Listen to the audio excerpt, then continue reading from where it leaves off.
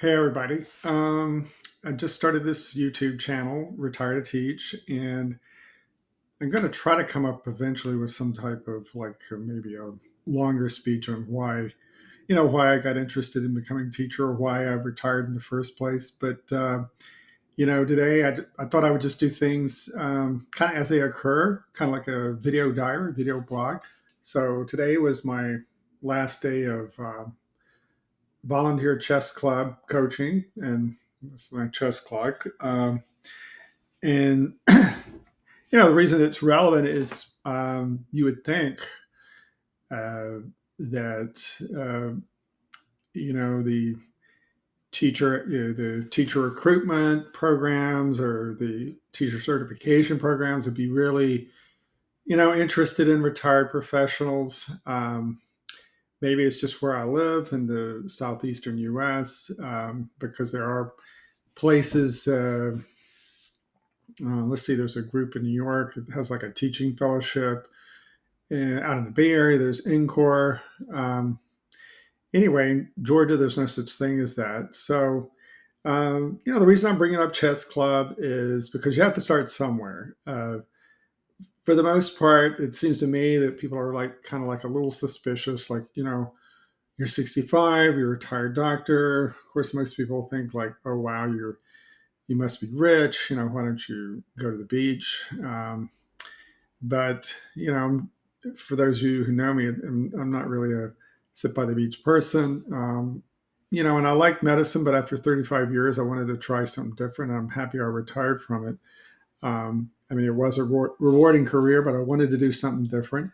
Anyway, so I called this site Retire to Teach, and it's kind of aimed at more like late mid-career people or people that are just fully retired or people that maybe they just want to retire. They get tired of their work.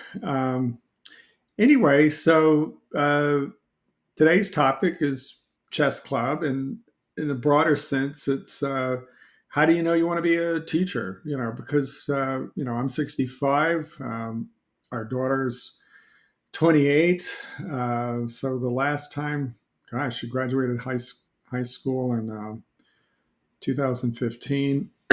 So it's been quite a while since I've been around little kids or even around teenagers. So, volunteering at a club is just a really good way of getting yourself out there, seeing if you like it. It also tells these teacher training programs that, like, hey, you're really serious about it because, at the end, they want you to do well, and to do well, you have to be good with kids and enjoy it. Um, you know, um, and as it's been pointed out to me, being in front of being around a bunch of kids is a little bit is definitely different from medical practice, or for some of you, if you're lawyers or scientists, very different. But anyway, today was chess club, last day. I got connected with a local chess coach, and anyway, the kids were really fun. Mainly, I just played the kids. We set this is for those that don't know, this is a chess clock, and you set it, and you oh, there you go, blitz,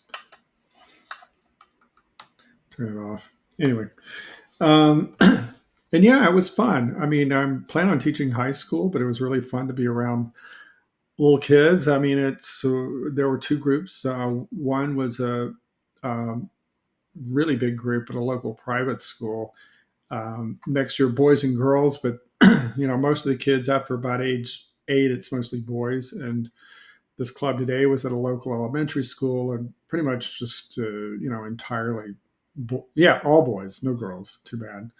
Um, for those of you who know me, our daughter was K through 4 Oregon State champion. And I definitely think chess is a good thing for girls to get into, but often they drop out because there's no other girls to hang out with. And today I have to admit, I mean, we just had the one daughter. I mean, you kind of forget if that's your main experience with kids. Boys can get pretty rowdy, the so-called rough and tumble. But anyway, they were a lot of fun, and the kids were polite. They appreciated me being there, and they liked playing me. And you know, anyway, it was a good way of kind of getting back into the swing of things of being with kids.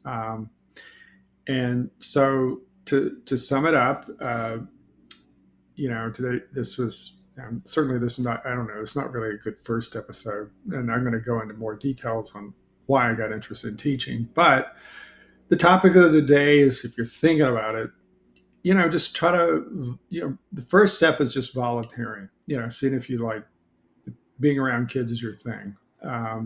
And So that first and foremost, that's the most important thing. The second thing, you know, get your name out there that you're interested in teaching. And actually, one of the schools that I coach chess with is a really nice school, and I wouldn't mind working there at some point. But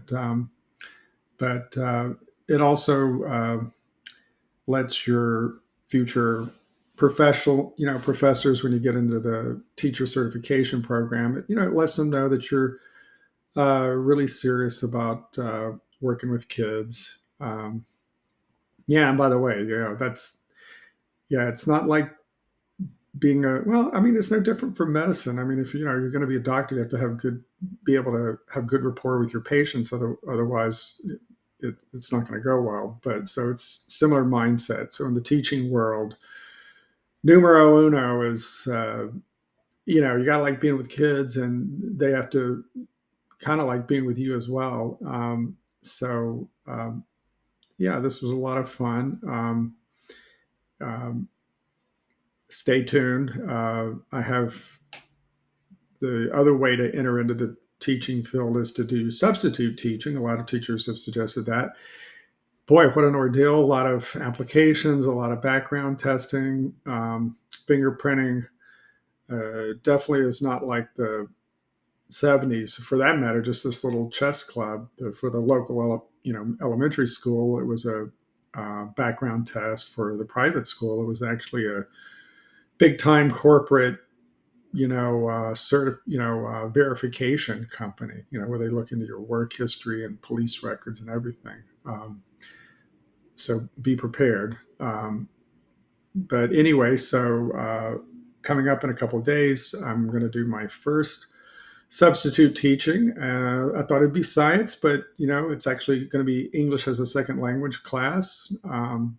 About 45 minutes from where I live, but I'm really looking forward to it. I went ahead and called the teacher in charge from the class, and she was really helped me to, she was very helpful, wrote me a very nice email about how she got interested in English as a second language teaching.